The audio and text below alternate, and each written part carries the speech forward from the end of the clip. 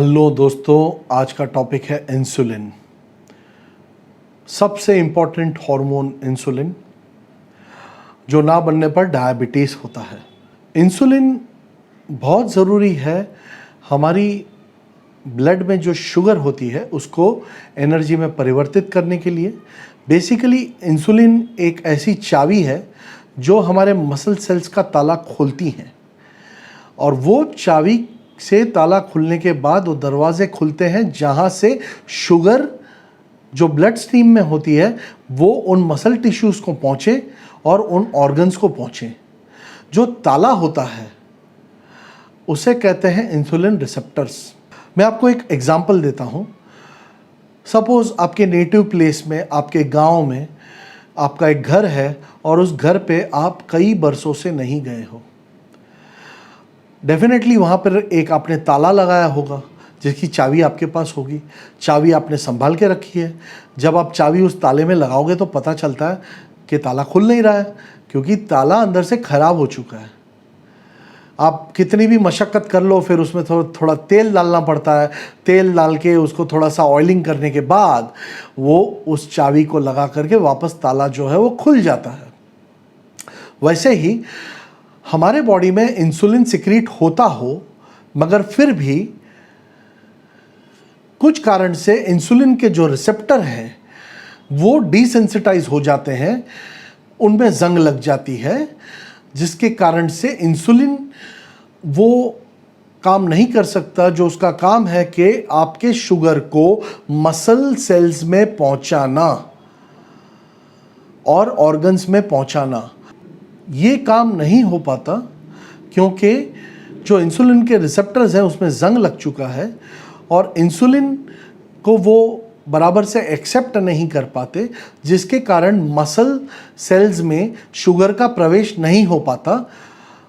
और उसके कारण से ऐसा समझो कि आपके बॉडी में आप सब खा तो रहे हो मगर मसल्स भूखे हैं।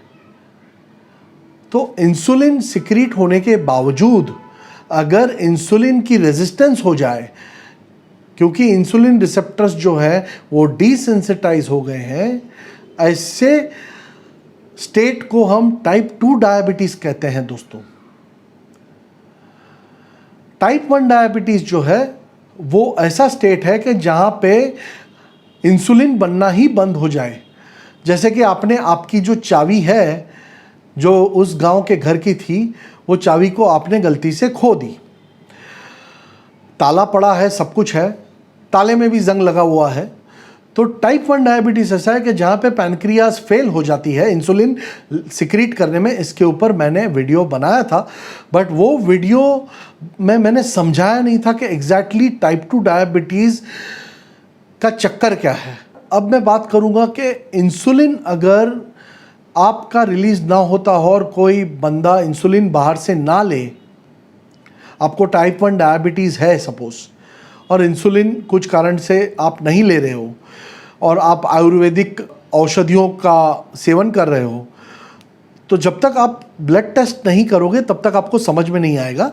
ब्लड टेस्ट में HbA1c test, glycosylated haemoglobin test, ये जो है ये टेस्ट में जनरली आपके अच्छे रेंज में 4 से लेके 6 तक होता है ग्लाइकोसिलेटेड हेमोग्लोबिन का रेंज। इससे ज़्यादा अगर गया तो आप डायबिटिक रेंज में हो। अगर 6 से 7 में है तो आप डायबिटिक रेंज में हो। 7 के ऊपर गया तो आपको डायबिटीज़ की ट्रीटमेंट की ज़रूरत है। अगर आप इन आयुर्वेदिक चीज़ों का सेवन कर रहे हैं जब आपको डायबिटीज़ टाइप 1 है, तो एक बात समझ लीजिए दोस्तों कि आप बहुत बड़े रिस्क ले रहे हैं।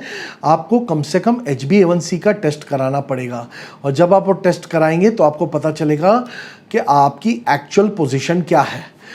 होता यह है कि आपके शुगर लेवल नॉर्मल रहने के बावजूद, क्योंकि आपने शुगर लेना बंद कर दी है, आप कीटोसिस पे चले गए हो, मसल मास टूटता जा रहा है, बॉडी में जो फैट्स हैं वो भी टूट करके कीटोन्स बन रहे हैं। ऑल्टरनेटिव सोर्स ऑफ एनर्जी जो है वो कीटोन्स बॉडी यूज़ करने लगा है, मगर ब्रेन, किडनी, हमारे हार्ट, इसको ग्लूकोज की फिर भी ज़रूरत पड़ती है। ये ग्लूकोज जो है ये हमारा बॉडी डिराइव करता है हमारे स्केलेटल मसल में से। हमारे मसल ब्रेक डाउन होते हैं, उससे ग्लूकोनियोजेनेसिस कहते हैं, और उस ग्लूकोनियोजेनेसिस से ग्लिसरॉल निकलता है, और ग्लिसरॉल से वो शुगर में परिवर्तित होगा, और उतना जो शुगर है वो हमारे ब्रेन को पहुंचेगा। डायबिटीज जिसको होता है उसकी हड्डियां भी गलने लगती है, उसका मसल भी गलने लगता है। तो इंसुलिन बहुत ही इम्पॉर्टेंट हार्मोन है हमारे वेलबीइंग के लिए।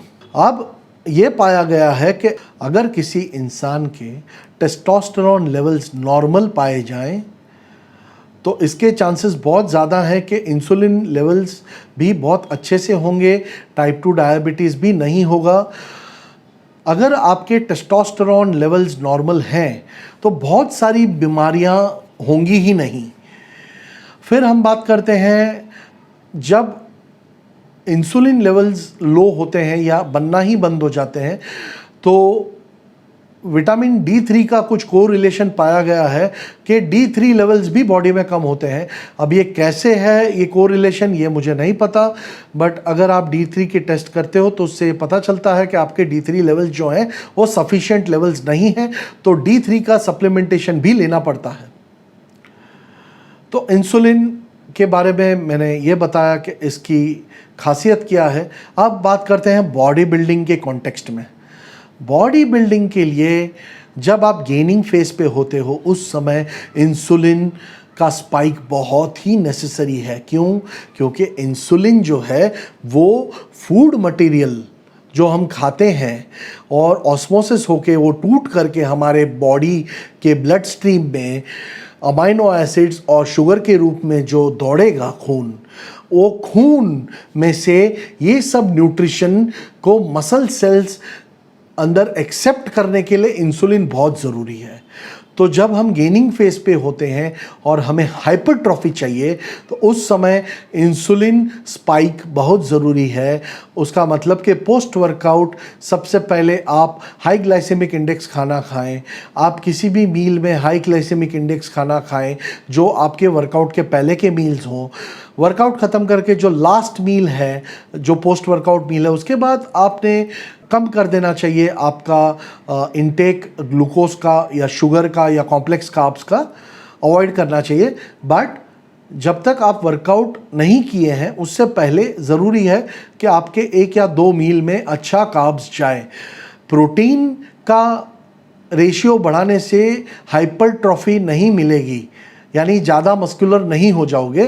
कार्बोहाइड्रेट जो है उससे ही ज़्यादा मस्कुलर होंगे, क्योंकि जैसे ही आप हाई ग्लाइसेमिक इंडेक्स फूड लेते हो तो इंसुलिन में स्पाइक मिलती है और उसके कारण से जो मसल सेल्स के ताले हैं उसको ये इंसुलिन रूपी चाबी खोल देती है और ये न्यूट्रिशन की डिलीवरी एक्सेप्ट करते हैं हमारे मसल सेल्स।